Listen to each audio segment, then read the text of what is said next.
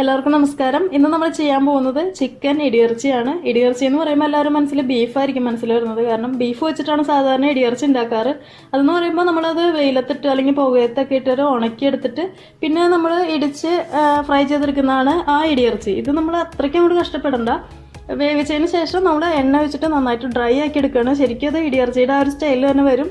അപ്പോൾ സിമ്പിളായിട്ട് നമുക്കിത് എങ്ങനെ ഉണ്ടാക്കിയെടുക്കുന്നതെന്ന് നോക്കാം.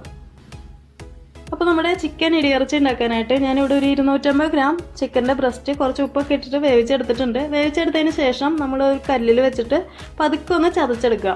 ചതച്ചെടുക്കാന്ന് പറഞ്ഞാൽ നമ്മൾ ഉണക്കമുളകൊക്കെ ചതയ്ക്കുന്ന പോലെ ഹാർഡായിട്ട് ചതച്ചെടുക്കരുത്. കാരണം ചിക്കൻ വെന്തിരിക്കുന്നതുകൊണ്ട് നല്ല സോഫ്റ്റ് ആയിരിക്കും. അപ്പോൾ അരഞ്ഞു പോകാനായിട്ടുള്ള ചാൻസ് ഉണ്ട്. അതുകൊണ്ട് പതുക്കെ ഒന്ന് ചതച്ചെടുത്താൽ മതി. അതും പറ്റിയില്ലെങ്കിൽ കൈ കൊണ്ട് ജസ്റ്റ് ഒന്ന് പൊടിച്ച് കഴിഞ്ഞാൽ നല്ല ഈസി ആയിട്ട് തന്നെ പൊടിച്ചെടുക്കാൻ പറ്റും. ഇതിപ്പോൾ ഞാൻ കൈ കൊണ്ട് പൊടിച്ചെടുത്തതാണ്. കല്ല് വേണമെന്ന് നിർബന്ധമൊന്നുമില്ല. അപ്പോൾ ഓൾറെഡി നമ്മളിത് വേവിച്ചെടുത്തതാണ്. അപ്പോൾ അതുകൊണ്ട് ഇനി നേരം കളയണ്ട. നമുക്ക് ഇടിയിറച്ചി സ്റ്റൈലിൽ തന്നെ ഇത് ഫ്രൈ ചെയ്തെടുക്കാം. ചൂടായ ഒരു പാനിലേക്ക് നമുക്ക് കുറച്ച് വെളിച്ചെണ്ണ ഒഴിച്ച് കൊടുക്കാം.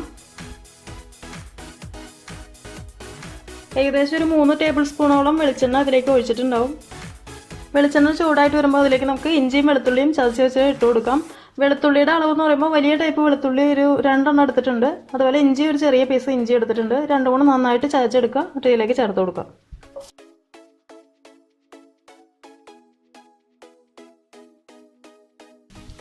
ഇഞ്ചിയുടെയും വെളുത്തുള്ളിയുടെ പച്ചമണം മാറി വരുമ്പോൾ അതിലേക്ക് നമുക്ക് 2 മീഡിയം സവാള ചെറുതായിട്ട് കട്ട് ചെയ്തത് ഇട്ട് കൊടുക്കാം.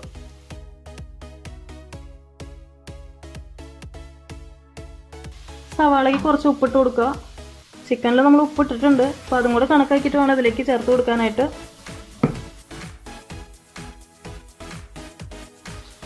ഇപ്പോൾ സവാള നന്നായിട്ട് വാടിയിട്ടുണ്ട്. അധികം ബ്രൗൺ കളറൊന്നും ആയിട്ടില്ല. ട്രാൻസ്പെറൻ്റ് ആയിട്ടുണ്ട്. അതായത് ആ പച്ചമണമൊക്കെ മാറിയിട്ട് നല്ല ട്രാൻസ്പെറൻ്റ് ആയിട്ടുണ്ട്. ഇനി ഇതിലേക്ക് നമുക്ക് പൊടികൾ ചേർത്ത് കൊടുക്കാം. പൊടികളെന്ന് പറയുമ്പോൾ ഒരു 1/2 ടീസ്പൂൺ മഞ്ഞൾപ്പൊടി എടുത്തിട്ടുണ്ട്. 1/2 ടീസ്പൂൺ കാശ്മീരി ചില്ലി പൗഡർ, പിന്നെ ഒരു 4 വറ്റൽമുളകും കൂടെ നന്നായിട്ട് പൊടിച്ചെടുത്തതാണ്. മുളകിൻ്റെ അളവിൽ നിങ്ങൾക്ക് മാറ്റം വരുത്താം കേട്ടോ. കൂട്ടിയും കുറച്ചൊക്കെ ഇട്ട് കൊടുക്കാം. നമുക്കിതിലേക്ക് ചേർത്ത് കൊടുക്കാം. നന്നായിട്ടൊന്ന് മൂപ്പിച്ചെടുക്കുക.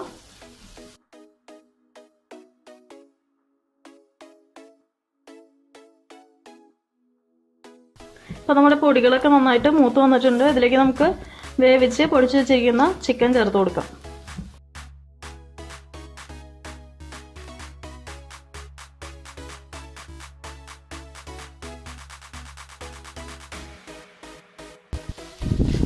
അപ്പോൾ നമ്മൾ ചിക്കനൊക്കെ ചേർത്ത് നന്നായിട്ട് മിക്സ് ചെയ്തെടുത്തിട്ടുണ്ട്. ഇപ്പോൾ ഇത് ചിക്കൻ തോരൻ സ്റ്റൈലായിട്ടോ. ഇനി ഈ ഒരു സമയത്ത് നിങ്ങൾ ഇതിൽ നാളികേരം ചേർത്ത് കൊടുത്താൽ ചിക്കൻ തോരനായിട്ട് എടുക്കാം. ഒന്ന് ചെറുതായിട്ടൊന്ന് ഡ്രൈ ആയാൽ മതി. പക്ഷേ നമ്മളിതിലിപ്പോൾ നാളികേരം ചേർക്കുന്നില്ല. നാളികേരം ചേർക്കുമ്പോൾ ചിക്കൻ തോരനായി മാറും. ഇത് നാളികേരം ചേർക്കാതെ നന്നായിട്ട് ഡ്രൈ ആക്കി എടുക്കുക.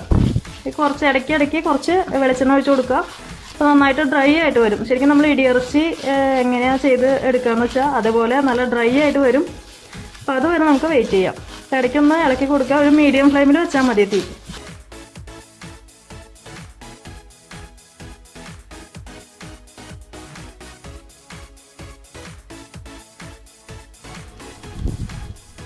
ഇപ്പോൾ ഒരു 5 മിനിറ്റ് കഴിഞ്ഞു. നമ്മുടെ ചിക്കൻ ഒന്നുകൂടെ ഒന്ന് ഡ്രൈ ആയി വന്നിട്ടുണ്ട്. ചിക്കനിലെ വെള്ളമൊക്കെ ഒന്ന് വറ്റി വന്നിട്ടുണ്ട്. ഇനി ഇതിലേക്ക് നമുക്ക് കുറച്ചും കൂടെ വെളിച്ചെണ്ണ ഒഴിച്ച് കൊടുക്കാം. ഏകദേശം ഒരു 1-2 ടേബിൾ സ്പൂൺ വെളിച്ചെണ്ണ.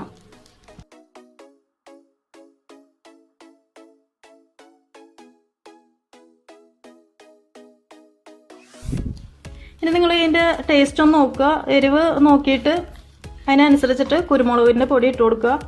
ഞാനിപ്പോൾ ഒരു 1/2 ടീസ്പൂൺ കുരുമുളക് പൊടി ചേർക്കുന്നുണ്ട്. അധികം എരിവ് താല്പര്യമില്ലാത്തതുകൊണ്ട് അധികം ചേർക്കുന്നില്ല. നിങ്ങളുടെ ഇഷ്ടത്തിന് മാറ്റം വരുത്താം കേട്ടോ. അതിൻ്റെ കൂടെ തന്നെ ഒരു 3/4 ടീസ്പൂൺ ഗരം മസാലപ്പൊടിയും കൂടെ ചേർത്ത് കൊടുക്കാം.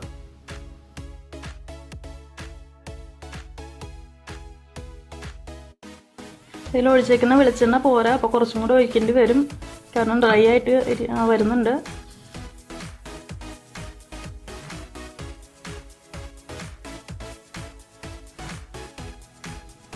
കുറച്ചും കൂടെ വെളിച്ചെണ്ണ ഒഴിച്ച് കൊടുക്കുക.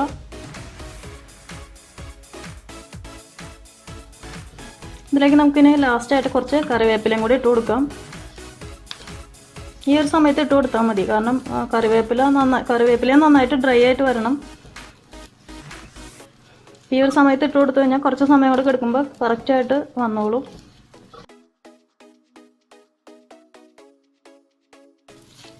ഇതിലേക്ക് നമ്മൾ വേറെ പ്രത്യേകിച്ചൊന്നും ചേർക്കുന്നില്ല കേട്ടോ. ഇനി ഇത് നന്നായിട്ടൊന്ന് ഡ്രൈ ആയിട്ട് വരണം.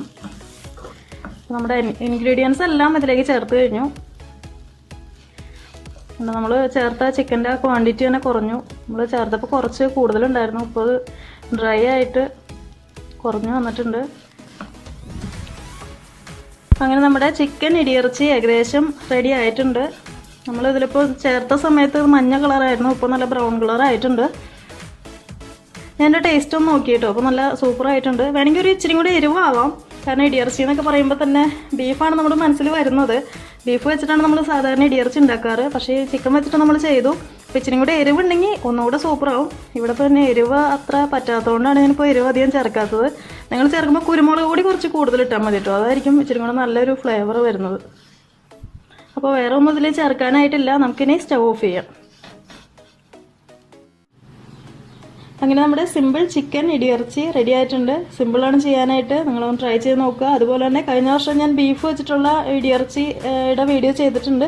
അപ്പോൾ കാണാത്തവരുണ്ടെങ്കിൽ അതൊന്ന് കാണാൻ ഞാൻ എൻ്റെ ലിങ്ക് ഇവിടെ കൊടുക്കുന്നുണ്ട്.